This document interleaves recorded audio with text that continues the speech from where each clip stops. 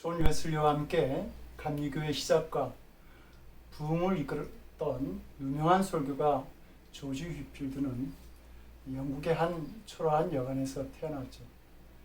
아주 어렸을 때 아버지를 잃은 그는 방황을 하면서 청소년기 때에 범하기 쉬운 모든 죄를 저지르게 됩니다. 그렇던 그가 어느 날 이름을 알 수 없는 사람으로부터 예수님을 소개받게 되고, 그리고 자기가 일하던 그 술집에서 18살 때에 나와서 옥스퍼드 대학에 근로장학생으로 들어가죠. 거기서 그는 기숙사 생활을 하면서 존 웨슬리를 친구로 사귀었는데, 그 친구와 함께 그는 새벽에 일어나서 함께 말씀을 묵상하고 기도하는 홀리클럽의 회원이 됩니다. 그곳에서 그는 인간의 죄의 구원에 대한 문제가 사람의 어떤 공로에 의해서 이루어지는 것이 아니라 전적인 그리스도의 구속의 은혜임을 깨닫게 되고 감격하면서 전도자의 길을 가게 됩니다.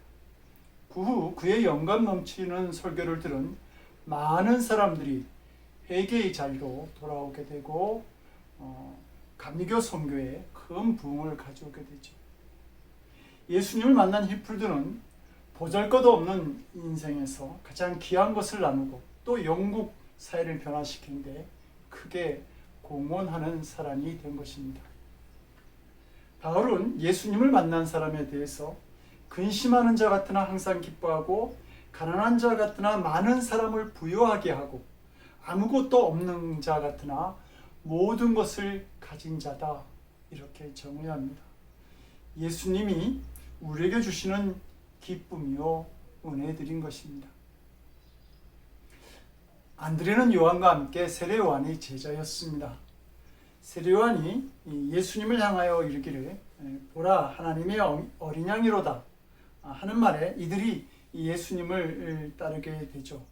이때는 유월절 절기가 가까운 시간이라서 세례 요한이 말하는 그 어린 양이라는 말에서 유대인들은 그 애굽을 탈출할 때 문설주에 발랐던 그 어린 양의 피를 생각할 수 있었습니다. 예수님을 어린 양이라고 말한 이 세례 요한은 이분이 고난 중에 있는 유대 민족을 구원하실 분임을 가르쳐 주고 있었던 것입니다. 그리고 그 두 제자는 자기 선생님의 말을 듣고 예수님을 쫓기 시작합니다. 그러고 보면 안드레는 세례 요한의 인도함을 받았다라고 하는 것을 알 수 있습니다. 이렇게 예수님께 나아가는 사람들은 반드시 인도자가 있게 마련입니다. 드와이트 무디 목사에 대해서 대영 백과사전은 근대의 가장 위대한 복음주의자이며 100만 영혼을 구원했다, 이렇게 말합니다. 그런데 그 뒤에는 이 무디를 주님께로 인도한 교회학교 교사 킴볼 선생님이 있었습니다. 시골 소년 무디가 처음 보스턴의 해중교회에 참여하였을 때에 그는 한마디로 너무 창피했다, 이렇게 말하죠.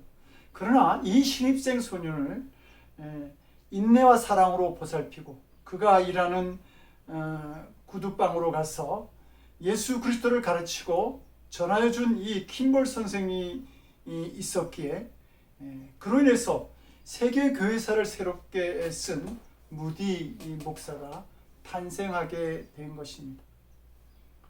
오늘 본문이 우리에게 말하고자 하는 것도 우리 모두가 인도함을 받은 자이고 그러므로 또한 우리가 인도하는 자가 되어야 된다라고 말하고 있는 겁니다. 자신을 쫓는 두 제자에게 예수님이 무엇을 구하느냐 하고 묻죠. 무슨 동기로 나를 찾느냐라고 하는 겁니다. 예수님은 우리에게 돈과 명예와 권력, 이 세상적인 것들을 나누어 주시기 위해서 오신 분이 아니었기 때문입니다. 요한의 두 제자에게 무엇을 찾는지 물으신 예수님은 지금 우리에게도 왜 나를 따르는지, 무엇을 찾고 있는지 물으시는 줄로 압니다. 우리의 목표가 그분을 더 알아가고 또 그분의 사명을 감당하기 위한 것인지, 아니면 원하는 것을 얻거나 어떤 세상의 목표를 이루기 위해서인지 그렇게 물으시는 것이죠. 이렇게 무엇을 구하느냐라고 물으시는 예수님에게 두 제자가 라삐요 어디 계시오니까 이렇게 대묻습니다. 그들은 예수님에게 어떤 정보를 얻거나 무슨 유익을 구하려고 했던 것이 아니라 예수님과 함께 가면서 교제 나누기를 원했던 것입니다. 그때 예수님이 와 보라 이렇게 초청을 하죠. 예수께 나아간 안드레가 발견한 것은 예수님이 메시아라고 하는 사실입니다. 이 사실이 안드레에게는 굉장히 충격적이었던 것 같습니다. 그래서 그는 베드로에게 가서 형, 내가 메시아를 만났어 라고 말합니다. 안드레가 처음부터 예수님을 메시아로 안 것은 아니죠. 그래서 처음에는 라삐요 어디 계시오니까 이렇게 묻습니다. 그런데 예수님과 함께 있게 되면서 예수님이 메시아임을 알게 된 것이죠. 성도 여러분, 신앙의 길이 그렇게 쉽고 단순하지만은 않습니다. 때로는 의심과 회의가 올 때가 있는 것이죠. 그럼에도 불구하고 예수님을 놓치지 말고 끝까지 함께 동행하며 살아갈 수 있기를 바랍니다. 수가성에 물을 길러왔던 여인이 처음 예수님을 만났을 때 당신이라고 말하고 그 다음에는 선생님이라고 하죠. 그 다음에는 예언자라고 합니다. 나중에 예수님을 확실하게 알게 되었을 때 그는 동네 사람들에게 가서 그리스도를 보았다라고 이렇게 말합니다. 신앙의 길이 우리들을 힘들게 할 수 있지만 그 걸음을 멈추지 말고 끝까지 주님을 붙들고 가게 되면 그러면 반드시 알게 됩니다. 내가 지금 만나고 있는 분이 나를 구원하실 그리스도요. 이분에게는 세상에 줄 수 없는 기쁨과 평안과 은혜가 있다고 하는 사실을 말입니다. 메시아라고 하는 이 안드레의 고백은 보통 고백이 아닙니다. 메시아를 만났다고 하는 말은 하나님을 만났다고 하는 말과 같습니다. 그러니 정말 안드레가 하나님을 만났거나 아니면 미친 사람이거나 둘 중에 하나인 것이죠. 예수님을 만난 자를 거듭났다라고 말하는 데는 바로 이런 이유가 있는 것입니다. 다른 세상에 살아가는 것이죠. 송명의 시인은 뇌성마비 장애인의 아버지는 폐결핵을 앓고 있는 너무나 가난하고 불행한 집에서 태어납니다. 그러나 그는 하나님은 공평하신 분이라고 그렇게 찬양하죠. 사실 멀쩡한 우리도 가끔 가다가 세상은 공평하지 않아 그런 생각이 들 때가 있는데 이분은 다 공평하다고 말합니다. 전신장애인인 자신과 건강한 몸을 가진 사람, 또 좋은 환경에서 태어난 사람, 이 모든 사람들이 다 공평한 환경에서 있다라고 하는 것이죠. 어떻게 그런 생각이 가능할까? 예수 그리스도 안에서 거듭난 자의 삶을 살아가기 때문에 그렇습니다. 어둠과 죽음의 권세에서 그의 마음과 영혼이 구원받은 은혜를 경험했기 때문에 이런 고백이 가능한 것입니다. 구원받은 자는 하나님을 본 것이죠. 예수님은 나를 본 자는 하나님을 본 아버지를 보았다 이렇게 말합니다. 예수님을 통해서 우리는 우리의 삶의 주인이 되시는 하나님을 만나는 자가 되는 것입니다. 전도서 3장 11절은 사람들에게는 영혼을 사모하는 마음을 주셨다 이렇게 말합니다. 하나님께서 우리에게 주신 숙제가 있는데 영혼의 문제입니다. 그런데 예수님을 통해서 그 부활의 모습을 통해서 이 문제까지 해결받게 하셨습니다. 착하게 살아라, 죄짓지 말아라고 하는 그런 선생님은 많이 있을지 모르지만 그러나 우리를 죄에서 구원하신 분은 예수 그리스도 한 분밖에 없습니다. 예수님께서 십자가에 흘리신 피는 우리의 그 피로 우리의 죄를 사하심으로 죄의 문제를 해결해 주신 것이죠. 예수님은 세상에서 너희가 환난을 당하나 담대하라 내가 세상을 이겨오노라 이렇게 말씀해 주고 있습니다. 이 예수님을 바라보았던 사도 바울 역시 내게 능력 주시는 자 안에서 내가 모든 것을 할 수 있느니라 이렇게 선언합니다. 그것은 죽음과 마귀의 권세를 이기신 예수님의 부활의 능력이 바로 사도 바울의 능력이 되었기 때문입니다. 이것이 메시아를 만난 사람들의 모습인 것이죠. 예수님이 모든 인생의 답이 되시며 예수님 안에서 우리 구원의 문제들이 해결받게 되는 것입니다. 그러므로 누구나 예수님을 만날 수 있어야 합니다. 제가 지금도 기억하는 헌금이 있습니다. 한국에서 목회할 때에 그 교회 학원사님이라고 하는 분이 300만 원이라고 하는 큰 금액을 헌금하셨습니다. 1990년대라 작은 금액도 아니었고 또 60대라고 하는 늦은 나이에서도 일하시는 이 여자 권사님에게도 부담 가는 큰 금액이었던 것이죠. 그래서 이 믿음 약한 30대 목사가 주일 저녁 예배 끝나고 그 권사님을 불렀습니다. 그리고 혹시 일시적인 마음이거나 잘못해서 드리는 헌금은 아닌지 물었던 것이죠. 그러자 그 권사님은 자신이 받은 은혜에 비하면 그 드린 물질이 적다고, 오히려 빚을 내서 더 드리고 싶었다고 그렇게 말하는 겁니다. 그러면서 자신은 지난주 설교를 통해서 자신이 영원히 거할 집을 찾았다고 그렇게 고백하는 겁니다. 그때 그 전주에 전한 본문의 말씀이 천국에 간 거지 나사로와 지옥에 간 부자의 예수님의 비유였습니다. 권사님은 그 말씀을 통해서 죽어서도 거하게 될 집을 내가 얻게 되었는데 무엇이 그렇게 큰 돈일 수 있겠냐고 그렇게 말씀하셨던 것이죠. 예수님도 밭에 감추인 보화의 비유를 통해서 그 보화를 발견한 농부가 모든 것을 팔아서 그 밭을 샀다고 그렇게 말씀하고 있습니다. 성도 여러분, 이런 감동이 우리에게 있어야 합니다. 혹시 이런 감동이 내게 올까봐 겁내지 않기를 바랍니다. 이런 감동을 느끼지 못한다면 아직 예수님을 발견하지 못한 사람인 것이죠. 바울은 빌립보서 3장 7절에서 9절 사이에서 이렇게 말합니다. 그러나 무엇이든지 내게 유익하던 것을 내가 그리스도를 위하여 다 해로 여길 뿐더러 또한 모든 것을 해로 여김은 내 주 그리스도 예수를 아는 지식이 가장 고상함을 인함이라. 내가 그를 위하여 모든 것을 잃어버리고 배설물로 여김은 그리스도를 얻고 그 안에서 발견되려 함이라. 이렇게 고백합니다. 이 간증 속에서 사도 바울이 발견한 그리스도를 알 수 있게 되는 것이죠. 오직 그리스도만이 그의 전부였던 것입니다. 중세의 유명한 교부 토마스 아퀴나스가 주님께 기도를 드리고 있을 때에 주님께서 묻죠.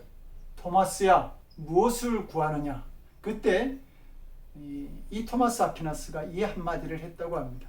주님, 오직 당신뿐입니다. 예수님을 알게 되면서 예수님 한 분만으로 만족하고 기뻐할 수 있는 삶을 살아갈 수 있는 사람, 그것이 바로 그리스도인 된 우리들이라고 하는 겁니다. 안드레가 예수님이 이 메시아임을 알고 처음 한 것에 대해서 41절은 그가 먼저 자기의 형제 시몬을 찾아 말하되 우리가 메시아를 만났다. 이 일을 했습니다. 예수님을 만난 안드레는 가장 먼저 자기 형 베드로를 찾아가 그 놀라운 소식을 전하게 된 것입니다. 예수님을 만난 자의 가장 큰 변화는 증거하는 것입니다. 놀라운 일을 겪은 사람은 누구나 이렇게 되는 것이죠. 그 소식을 전하고 싶어 하게 되는 겁니다. 제가 미국 농구 선수 코비 브라이언트의 죽음을 알게 된 것은 박현수 권사님을 통해서 제일 먼저 알게 되었습니다. 주일 예배를 마치고 그 교회에 나올 때에 권사님이 안타까운 마음으로 코비 브라운이 죽었대요. 이렇게 말씀하셨던 것이죠. 마찬가지로 우리의 구원자 되시는 예수님을 알게 되면 자꾸 그 놀라운 소식을 전하여지고 싶어지는 것입니다. 예수님께서 만나신 이 사마리아 우물가의 여인은 문제 많은 여인이었습니다. 처음에는 예수님께 12조로 나왔죠. 그러다가 예수님께서 그 여인의 실체를 말씀하시고 구원의 진리를 가르치는 말씀을 듣고는 이 여인이 눈이 뜨이게 됩니다. 자신의 인생에 그리스도를 발견한 것이죠. 그 뒤 여인은 자기를 멸시하는 동네로 나아가서 그리스도를 전하는 사람이 됩니다. 인생의 문제의 근본인 하나님과의 문제가 해결되고 나니까 이제는 아무것도 거리낌이 없고 문제가 되지 않았던 것이죠. 오히려 5 남자를 경험해야 했던 이 여인의 불행했던 이 삶이 더욱 그리스도를 전하는데 증인된 삶을 살도록 도움이 되었다고 하는 겁니다. 성도 여러분, 여러분들은 하나님에 대해서 할 말이 적습니까? 하나님을 경험하는 것이 적기 때문에 그러한 겁니다. 아예 아무 말도 하지 못하고 있습니까? 그러면 하나님을 아예 만나지 못한 것이죠. 그러므로 전도하라는 말은 모순이 있습니다. 전도는 되는 것입니다라고 우리는 말할 수 있어야 됩니다. 그러면 전도가 안 되는 사람들은 전도가 될 때까지 기다려야 됩니까? 그런 말은 아닙니다. 전도하는 삶을 보고 나의 신앙 상태를 한번 점검해 보라고 하는 말입니다. 내가 정말 복음에 대한 확신을 가지고 살아가는가, 또 그 은혜를 누리며 살아가는가 라고 하는 것이죠. 안드레는 자신이 발견한 그리스도를 전하고 싶었는데 제일 먼저 생각난 사람이 바로 자기 형제인 베드로였습니다. 예수님께서 전도해 오라고 시킨 것도 아니고 특별 전도 기간이었기 때문에 그런 것도 아닙니다. 안드레는 베드로를 너무 사랑했기 때문이죠. 가장 사랑하는 사람에게 가장 귀한 것을 주고 싶었던 것입니다. 이것이 바로 전도입니다. 구세군의 창시자인 윌리엄 부스에게 당신의 전도의 비결이 무엇입니까? 라고 묻자 그는 이렇게 대답하죠. 어느 날 런던의 빈민가를 걷게 되었는데 가슴이 뜨거워지면서 눈물이 쏟아졌습니다. 그리고 내게 근거는 없었지만 나의 전부인 그리스도를 전하여 주리라는 그 생각을 하면서부터 전도의 능력이 나타나기 시작했습니다. 이렇게 대답합니다. 예수님의 수제자 베드로는 이렇게 안드레의 소개로 예수님을 만나게 되죠. 이것이 성경에서 나오는 베드로의 시작입니다. 우리는 베드로에 대해서는 잘 아는데 안드레에 대해서는 별로 잘 알지 못합니다. 안드레도 예수님의 제자이지만 베드로가 워낙 유명한 제자였기 때문에 언제나 시몬 베드로의 형제 정도로 그렇게 안드레는 소개되고 있죠.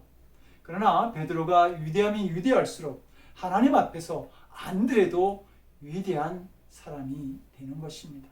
여기에 바로 전도자의 축복이 있습니다. 안드레는 베드로 한 사람을 예수님께로 인도했지만 결코 한 사람이 아니었던 것이죠. 나중에 베드로 한 사람으로 인해서 3,000명도 돌아오고 5,000명도 돌아오는 그 역사가 일어나게 되었던 겁니다. 그리고 베드로가 이방인인 백부장 고넬료에게 복음을 전함으로 인해서 하나님의 구원은 이방인에게도 임하게 된다라고 하는 이 놀라운 사실을 유대 백성들이 알도록 그 길을 열어준 사람도 안드레였던 겁니다. 이렇게 베드로를 예수님의 위대한 제자로 만드는데 결정적인 역할을 한 사람이 안드레였고 또 그 안드레가 예수님의 첫 번째 제자였지만 그러나 언제나 B급 정도의 제자 취급을 받습니다. 왜냐하면 예수님의 주위에는 늘 요한과 야고보, 베드로라고 하는 그런 제자, 세 제자가 가까이 있었기 때문이죠. 베드로를 주님께 데려온 사람도 안드레였지만 베드로의 형제 안드레 정도로 그렇게 소개되기도 하고요. 그러나 이 성경 어디에도 안드레가 이런 일에 대해서 불평을 했다라고 하는 기록이 없습니다. 안드레는 자신이 예수님의 첫 제자임에도 불구하고 그 자리를 주장하지 않고 언제나 모든 것을 양보하며 살았습니다. 그래서 예수님이 베드로와 야고보, 요한만을 데리고 변화산상으로 올라가나 겟세마네 동산에 기도하러 가거나 아니면 죽은 소녀를 고치러 갈 때도 아무 불평하지 않고 묵묵히 자기 일을 감당했던 제자가 안드레였던 것이죠. 안드레는 늘 마음이 열려있던 사람이었습니다. 형제와 다른 제자들을 세워주는 리더십을 가진 사람이었고, 그리고 자신이 앞에 나서지는 않았지만 누군가 필요한 자리에 세워주는 사람이었던 겁니다. 그리고 주님이 하시는 일에 대해서 늘 새로운 가능성을 열어놓고 있었던 사람입니다. 안드레에 관한 일화가 성경에서 3번 나오는데요. 그 첫 번째가 오늘 본문에 나오는 이야기고, 두 번째가 요한복음 12장에 이방인인 헬라인을 예수님에게 소개하는 장면이 있고요. 그 다음에 세 번째가 요한복음 6장에 나오는 바로 물고기 2마리와 보리떡 5개를 가진 소년을 예수님께로 인도하는 일이었습니다. 이처럼 그 안드레가 한 일이 조용하고 특별해 보이지는 않았지만, 그러나 가장 지혜로운 일을 했던 제자였습니다. 그 지혜라고 하는 것은 자신이 하지 않고 예수님이 하시도록 자리를 마련한 것이죠. 자신이 했다면 얼마만큼 했겠습니까? 헬라인에게 무슨 말을 할 수 있겠습니까? 또 오병이어를 가지고 그가 무슨 역사를 만들어낼 수 있었겠습니까? 그러나 예수님께로 인도하니까 위대한 베드로를 만들었고 오병이어의 기적도 나타났던 것이죠.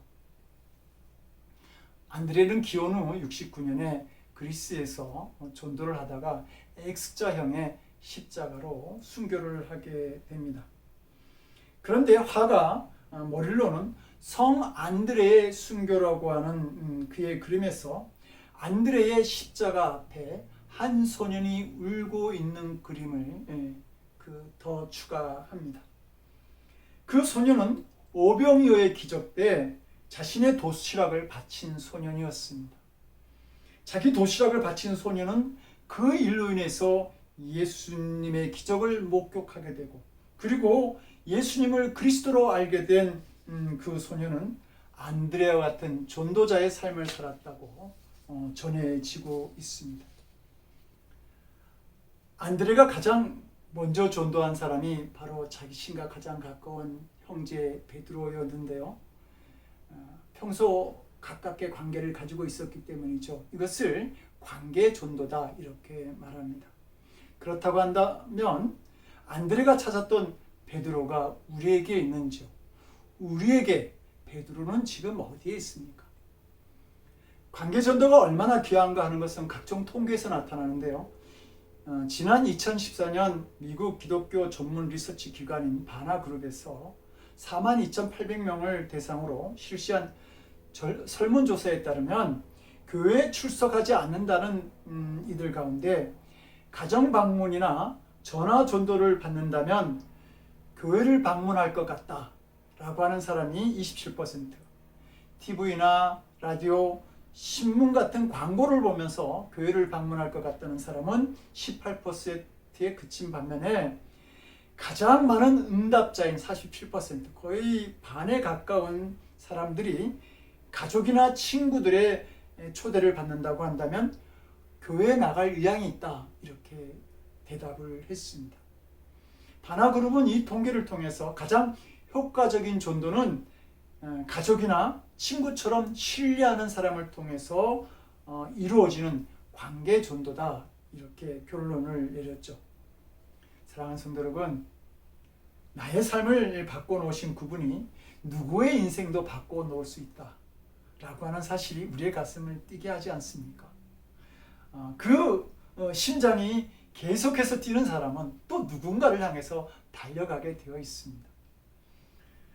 콘스탄티누스 황제는 AD 313년에 이 기독교를 로마의 국교로 세우죠.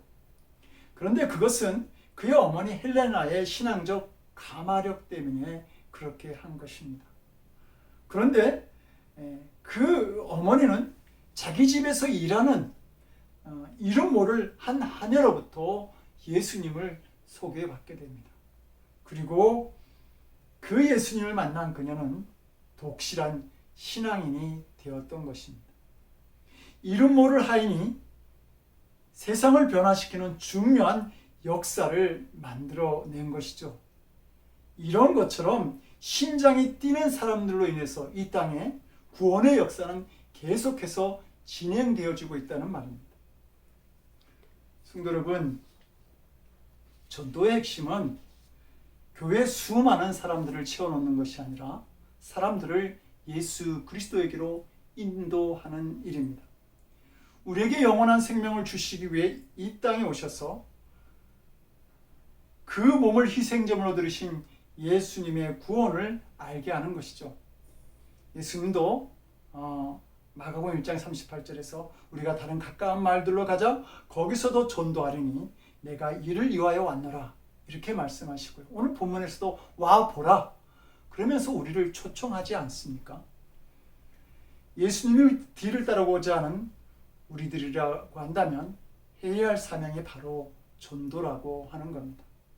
이렇게 예수님이 주신 사명을 감당하고자 하는 우리들에게 성경은 많은 사람을 옳은 대로 돌아오게 한 자는 별과 같이 영원토록 빛나리라 라고 하는 축복의 말씀을 우리에게 주고 있습니다.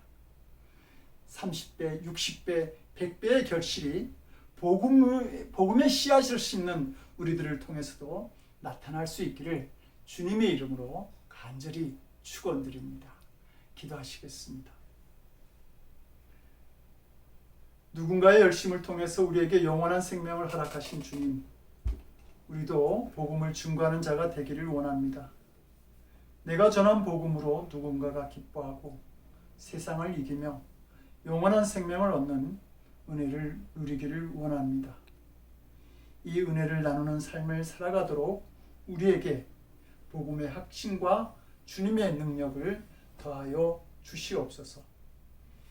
이제는 복음을 들고 이 땅에 오셔서 우리에게 귀한 하나님의 나라를 알게 하신 우리 주 예수 그리스도의 크신 은혜와 독생자 예수 그리스도의 십자가의 피로 말미암아 영원한 하나님의 나라의 문을 열어주신 아버지 하나님의 극진하신 사랑하심과 죄악이 가득한 세상 속에서도 마귀의 권세를 넉넉히 이기며 주님의 뒤를 따르도록 우리와 언제나 동행하시고 인도하시는 성령님의 감화감동 우리 안에 교통하시고 역사하시는 놀라우신 은총이 나를 구원받은 자로 살기 위한 어떤 인도자의 그 귀한 믿음을 생각하며 나도 남을 구원하는 인도하는 자의 삶을 살아가기를 원하는 거룩한 성도들 머리 위에 저들의 삶과